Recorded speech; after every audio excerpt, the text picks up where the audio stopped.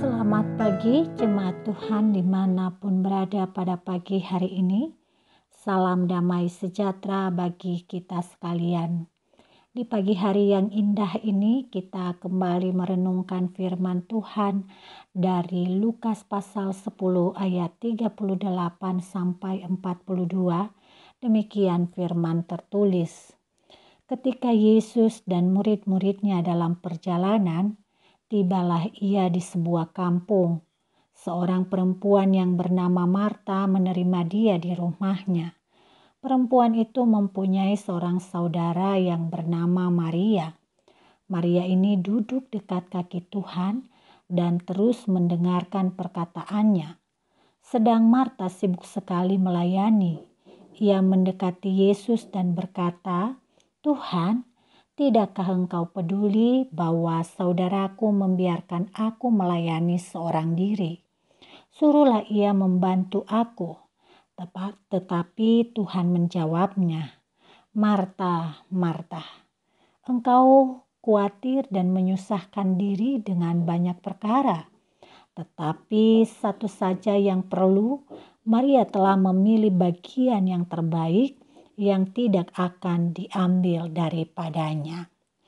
Saudaraku yang terkasih, tindakan mendengar adalah tindakan sederhana yang sangat berdampak besar. Hubungan kita menjadi hangat atau tidaknya kepada sesama sedikit banyak dipengaruhi oleh kesediaan dan kemampuan kita mendengar. Ketika kita sulit mendengar, ketika kita tidak mau mendengar, atau kita mendengar semua hal yang tidak penting untuk didengar, tentu akan menghantar kita pada sejumlah masalah. Tidak heran ada saja pasangan suami istri yang menghabiskan waktu pernikahan dengan rasa frustasi hanya karena sulitnya mendengar. Ada saja dari anak-anak kita yang salah jalan karena sulitnya mendengar nasihat orang tua dan sulitnya didengar oleh orang tua. Nah, saudaraku yang terkasih, melalui renungan pagi hari ini, kita berkesempatan melihat sebuah peristiwa yang mempertegas sikap Yesus bagi orang yang mendengarnya. Peristiwa itu bermula ketika penulis Injil Lukas mengisahkan perjalanan Yesus dan rombongannya yang menuju Yerusalem, singgah di rumah Marta dan Maria. Rupa-rupanya Marta dan Maria pun punya cara yang berbeda dalam menyambut dan melayani Yesus. Keduanya terlihat tidak kompak. Maria menyambut Yesus dengan cara mendengar dan duduk di dekat kaki Tuhan.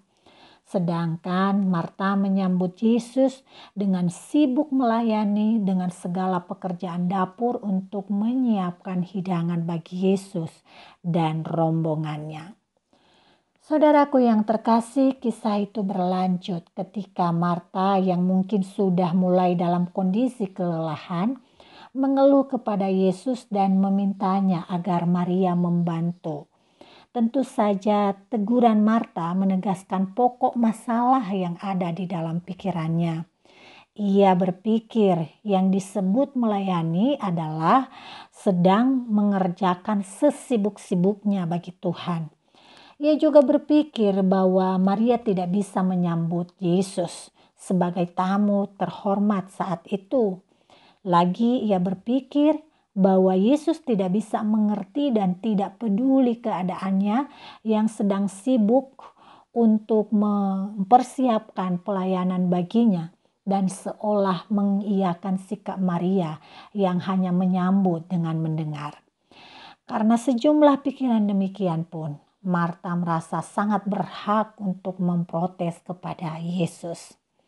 Saudaraku yang terkasih, melalui protes Marta, Yesus justru memakai kesempatan itu untuk menegaskan apa yang mutlak perlu dalam kehidupan seorang murid dalam perjumpaannya dengan Tuhan. Seorang murid harus mendengarkan sabdanya.